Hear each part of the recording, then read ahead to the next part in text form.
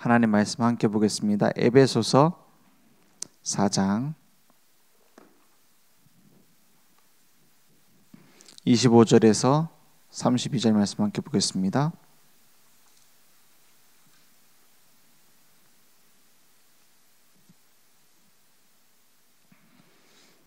에베소서 4장 25절에서 32절입니다. 저와 여러분이 함께 한 목소리로 천천히 합독하겠습니다. 그런즉 거짓을 버리고 각각 그 이웃과 더불어 참된 것을 말하라.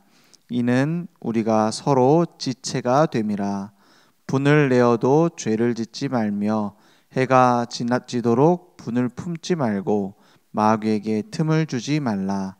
도둑질하는 자는 다시 도둑질하지 말고 돌이켜 가난한 자에게 구제할 수 있도록 자기 손으로 수고하여 선한 일을 하라. 무릇 더러운 말은 너희 입 밖에도 내지 말고 오직 덕을 세우는 데 소용되는 대로 선한 말을 하여 듣는 자들에게 은혜를 끼치게 하라. 하나님의 성령을 근심하게 하지 말라.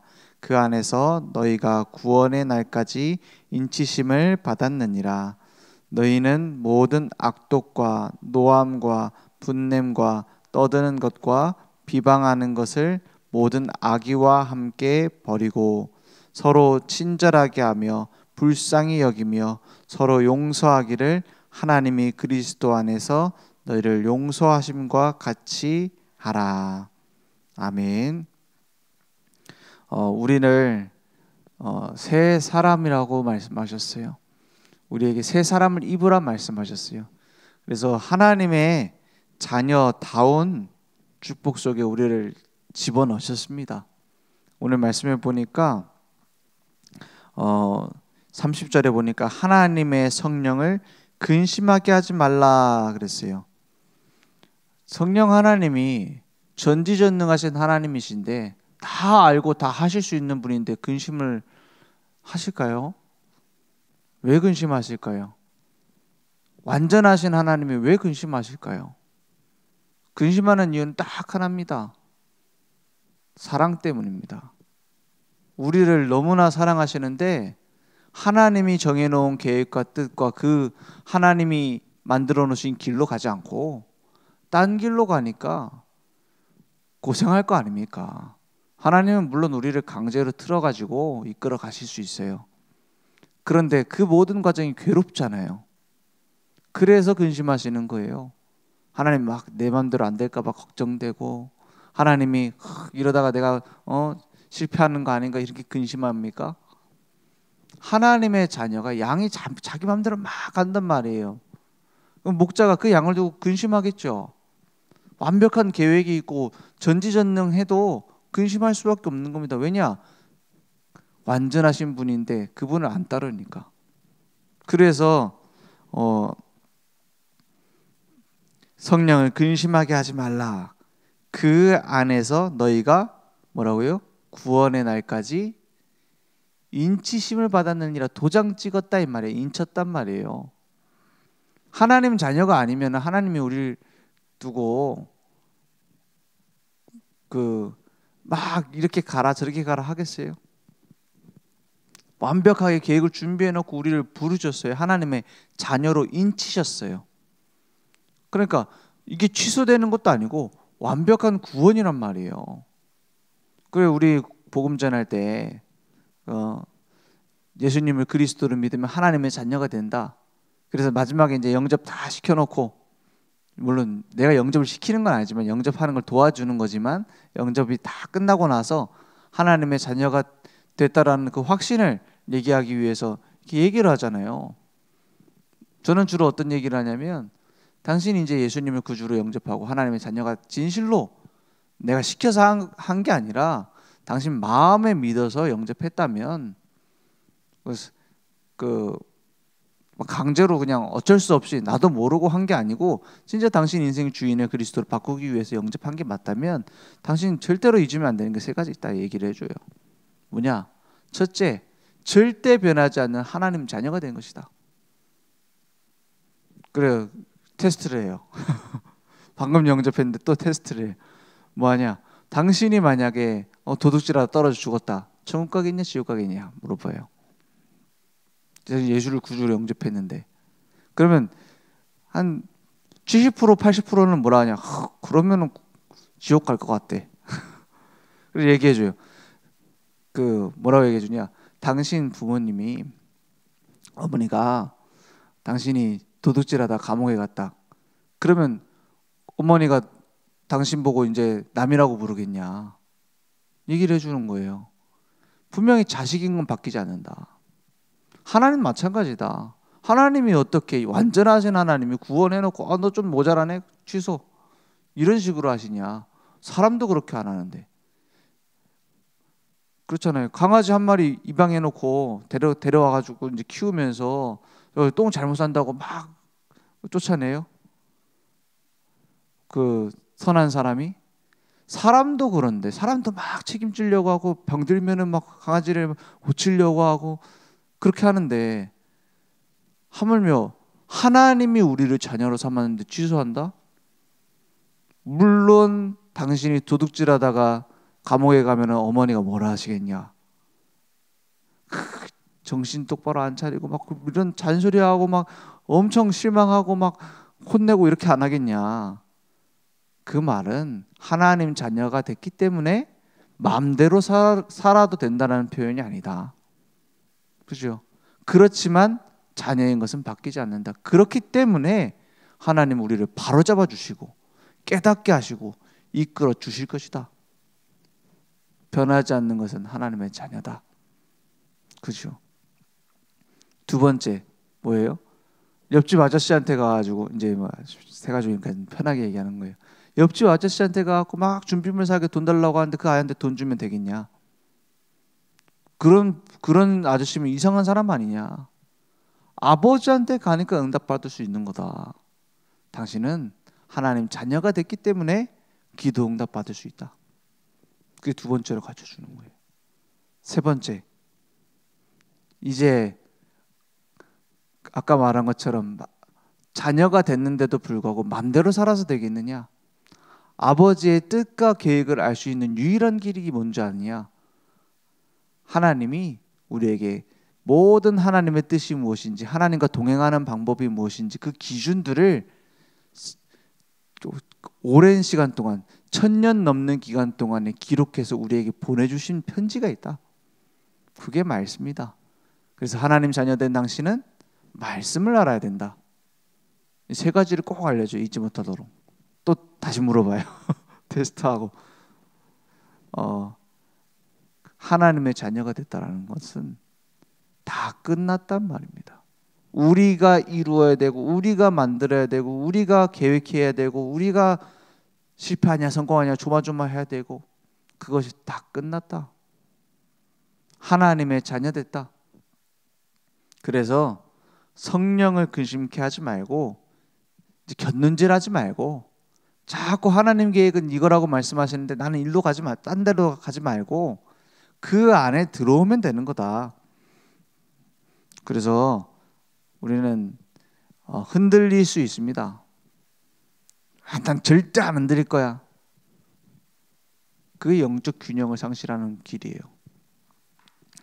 베드로가 왜 영적 균형을 상실했어요? 예수님이 주는 그리스도시요 살아계신 하나님의 아들이십니다. 이 고백을 받으시고 얼마나 기뻐하셨어요. 근데 그리고 나서 비로소 자기가 십자가에 달려 죽을 것과 부활할 걸 얘기하기 시작했어요. 그때 베드로가 뭐라 그래요? 절대 그러면 안 됩니다. 그러잖아요. 절대 그럴 수 없습니다. 우리가 뭐 막을 겁니다. 막 이런 식으로 나와요. 우리가 예수님 부활할 거예요. 이런 식으로 나와요. 그러니까 기준이 없어요. 그리스도가 어떤 분인지에 대한 기준이 없어요. 그러니까 예수님은 뭐라고 사탄아 물러가라. 너는 나를 실족하게 하는 자다. 막 이렇게 얘기하잖아요. 그러니까 베드로가 그러면 예수님이 십자가에 달릴 때가 오면 난 절대로 도망 안 가고 예수님 위해 싸우겠다는 거예요. 절대로 난 예수님 부인하지 않겠다라는 거예요. 강한 의지를 가지고 내가 의리를 지키겠다 이런 식으로 나와요. 근데 베드로 어떻게 돼요? 꼬마 여자 아이가 와서 물어보는데 너 예수님과 같이 있던 자 아니에요? 나 그런 자 모른다. 그거를 3번을 해요. 그건 중간에는 어느 정도가 아니라 막 저주를 하면서 그런 새끼 모른다 막 이런 식으로 얘기했겠죠. 저런 반란군자 같은 거 모른다 막 이런 식으로 얘기했겠죠. 저주하면서 얘기했다 했어요. 그리고 나서 예수님께서 말씀하신 대로 닭이 우니까는 통곡을 했습니다. 그것은 영적 균형을 상실한 거예요. 물론 나중에 하나님은 그것을 다 오히려 발판 삼아서 회복시키셨어요. 그런데 왜 베드로가 이렇게 넘어지게 되죠? 자기 자신을 의지했어요. 그죠? 하나님의 절대 계획과 하나님이 나에게 주신 은혜와 하나님께서 역사하시는 것에 의지하지 않았어요. 그러니까 가인 같은 사람 아벨의 제사만 받으시고 자기 제사를 안 받으니까 어떻게 되죠? 막 시기 질투가 일어나고 막 그것 때문에 동생을 죽이고 그러잖아요. 왜 그렇게 분노에 휩싸이고 그럽니까? 하나님께서 원하시는 것이 무엇일까를 묻는 게 아니라 내게 중심이 돼 있는 거예요. 자기 중심이 돼 있는 거예요. 그래서 아간 같은 사람 여리고성 무너질 거라고 하는데 그 안에서 하나님께 바칠 거를 다 숨겨놓고요. 사울 왕 같은 사람 다윗이 왕 될 거라는 그 불안감 때문에 안 그래도 자기 영적인 문제에 귀신에 시달리고 막 이러는데 거기 사로잡혀 버려서 다윗을 죽이려고 막 혈안이 돼요. 거기에 어디에 기준이 있죠? 하나님이 원하시는 게 뭘까가 아니에요. 사울 왕하고 다윗 왕의 제일 다른 점이 뭐죠? 사울 왕도 처음에는 막 잘했어요. 하나님 잘 섬기고요. 우상 없애고요. 전쟁 나가서 막 자기 백성을 위해서 헌신하고요. 다 했다니까요. 중요한 중심에 다른 게 하나 있었어요. 왜 사무엘 제사장이 오지 않았는데 전쟁 나가기 전에 빨리 제사를 지내야 된다는 사람의 말을 듣고 제사 지내잖아요. 그래서 사무엘이 와가지고 결정적으로 하나님이 당신을 버렸다 하잖아요. 그 제사장이 아니라 내가 드렸기 때문에 그 실수 하나로 하나님이 버렸다 이겁니까? 아니에요. 중심에 처음부터 인간 중심인 거예요. 하나님 중심이 아니라. 그래서 다윗을 하나님이 부르실 때 어떻게 해요? 다윗을 부를 때 어떻게 해요? 그 다윗의 집에 갔는데 훌륭한 형들이 있잖아요. 이 중에서 역시나 하나님이 정하신 왕이 있겠군요. 막 이렇게 나와요. 저자이군요. 막 이렇게 해요. 설레발 쳐요. 그때 하나님 뭐랍니까? 나는 키와 외모를 보지 않고 중심을 본다 그러잖아요. 그렇습니다. 우리 중심이 바로 잡히려면 어떻게 되죠? 균형이 바로 잡히려면 어떻게 되죠? 기준이 올바라야 돼요. 저는 이번 주 말씀에 균형이라는 단어를 많이 말씀 주셨잖아요. 근데 균형 바로 맞추려면 기준이 올바라야 된다. 그래 기준부터 맞춰야 되는구나. 균형 잡으려 하지 말고. 내가 균형 맞추려고 하니까는 누가 중심돼요? 내가 중심되잖아요. 내가 치우치지 말아야지. 내가 복음적으로 해야지. 내가 말씀 따라서 해야지. 됩니까? 내가 진짜 복음 알고 있느냐? 그 기준부터 잡혀야 돼요. 내가 진짜 완전 복음 맞느냐? 그 기준부터 잡혀야 돼요. 하나님의 말씀이 진짜로 이 말씀이 맞느냐? 제가 이렇게 예전에 훈련을 시키는데 대학생들 훈련 시키는데 뭐 했냐면은 말씀을 네가 적고 싶은 거를 받아서 적지 말고 한번 녹취를 다 해봐라 했어요. 녹취를 다 한단 말은 무슨 말이죠? 목사님 말씀하시는 거 최대한 하나도 안 빠지고 다 적으려고 한번 해봐라. 결과가 나와서 다 적었어요. 근데 어떨 것 같아요?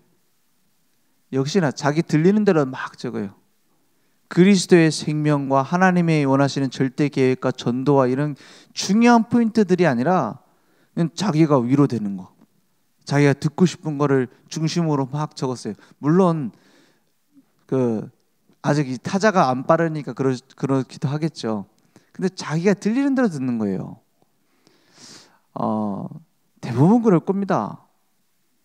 중직자가 되고 내가 장로가 되고 권사가 되고 목사가 돼도 자기가 듣고 싶은 대로 자꾸 듣게 돼요. 그러니까는 말씀을 듣는데도요, 약간 신비주의적인 막 체험을 강조하는 사람은 어떻게 듣죠? 역시나 성령의 역사를 내가 누리려면 기도를 열심히 해야 돼. 로 결론이 나요. 뭔 말씀을 들어도. 그죠? 어떤 본문을 봐도 자기가 끌고 가고 싶은 대로 막 끌고 가요. 율법주의적인 사람은 어떻게 되죠? 역시 세 사람 됐으면 똑바로 살아야 돼. 균형을 잘 맞춰라. 그래. 네 보니까 똑바로 안 사네. 균형이 다 허물어졌네. 율법주의적인 사람은 어떤 말씀을 들어도 그렇게 들어요. 그죠? 인본주의적인 사람은 어떻게 들었을까? 이번 주 말씀을? 그래, 사람이 감정 균형도 맞추고 말의 균형도 맞추고 좀 인간관계도 좀 하고 니 맨날 틀어박혀갖고 그 뭐하냐 나와가지고 이제 사회생활도 좀 하고 이래야지. 로 들어요. 기가 막히죠? 같은 말씀을 들어도 자기 색깔 따라서 다 받아요. 그래서 내 중심에서 못 벗어나는 거예요. 예배를 그렇게 오래 드렸는데. 그러면 어떻게 해야 됩니까? 우리는 하나님의 말씀을 무릎 꿇고 들어야 돼요. 그거는 진짜 자세를 무릎 꿇으라는 말이 아니에요. 내 생각이 틀리고 하나님의 생각이 옳습니다. 하나님은 우리에게 어떤 말씀을 주시겠습니까? 그래서 그 균형을 맞추기 위해서 뭣도 해야 되는 거예요? 포럼도 해야 되는 거예요. 같이 얘기 나누고 나는 이렇게 들었는데 당신이 그렇게 들었네. 그래서 교회 공동체가 필요한 거예요. 그래서 교회 공동체 제일 물론 그리스도의 빚값 주고 산 교회 이런 영적 의미들이 있습니다. 우리는 한 몸이고 그리스도가 머리고 이런 영적 의미가 있어요. 근데 실용적으로 진짜 더 중요한 교회에 모이고 같이 함께 해야 되는 중요한 이유 중에 뭐냐? 내가 복음의 균형을 맞추기 위해서예요. 얘기도 듣고 내가 듣고 보니까 내가 이 복음 올바른 중심이 아니었네. 깨닫게 되는 거예요. 그래서 올바른 복음 안에 내가 기준이 올바로 되어 있으면 말씀의 진리의 기준이 되어 있으면 내 삶이 하나님께서 성령으로 인도해 가신다는 성령의 기준이 되어 있으면 하나님의 절대 계획이 나의 모든 삶의 응답으로 온다. 그런 나의 삶의 기준이 있으면 뭐가 되냐? 말의 균형이 맞춰져요. 그죠? 내가 하는 말이 옳지 않을 수 있다는 걸 아니까는 조심하게 돼 있어요. 이게 기준이 안 맞는 말일 수 있다 이 말이에요. 이 내 생각일 수 있다 이런 내 오래된 그 체질일 수도 있다라는 그런 뭐가 있어야 돼요? 자각이 있어야 말이 조심하게 되는 거죠. 이 말이 무조건 옳아 라는 생각을 갖고 있는데 그 말을 어떻게 막아요? 그죠? 그래서 올바른 기준이 되어 있으면 말의 균형이 맞춰집니다. 감정의 균형 맞춰줘요. 우리는 흔들리게 돼 있어요. 화를 낼 수도 있고요. 자식 교육을 하다가 이게 복음 아닌 게 막 나올 수도 있고요. 저도 화 못 참을 때 많아요. 우리 애들 보면서 언제 화가 나죠? 저는 주로 그럴 때 화가 나더라고요. 뭐냐? 나랑 똑 닮은 짓을 하고 있어. 그렇잖아요. 너무 답답한 거예요. 그 멀리 있는 사람한테는 덜 화를 내고 가까운 사람일수록 더 화를 많이 내는 그 원리를 심리학자가 어떻게 얘기를 했냐? 이게 꼭 그런 원리랑 비슷하대요. 가까울수록 내 몸처럼 여긴다는 거죠. 다른 사람이 내 마음대로 안 되는 건 괜찮은데 내 몸이 내 마음대로 안 움직여져. 그럼 어떻게 되죠? 너무 답답하고 화가 나죠. 근데 발이 내가 이쪽으로 가려고 하는데 자꾸 절로 가. 그럼 어떻게 되죠? 너무 힘들잖아요. 답답하고. 남이야 절로 가든 말든. 그렇잖아요. 그래서 막 화를 내잖아요. 막 발이 왜 이러냐 이러고. 그럴 거 아닙니까? 가까운 사람일수록 더 화를 내고 못 참고 이런 이유가 내 거라고 생각하기 때문이에요. 그죠? 그럼 그걸 어떻게 넘어서죠? 내 게 아니라 하나님의 것입니다. 맡겨져야 돼요. 그래서 기도하는 거 아닙니까? 기도하니까는 내가 막 마음을 다스려, 명상하는 것처럼 마음을 다스려서 감정이 고요해지고 평안해지고 이런 뜻입니까?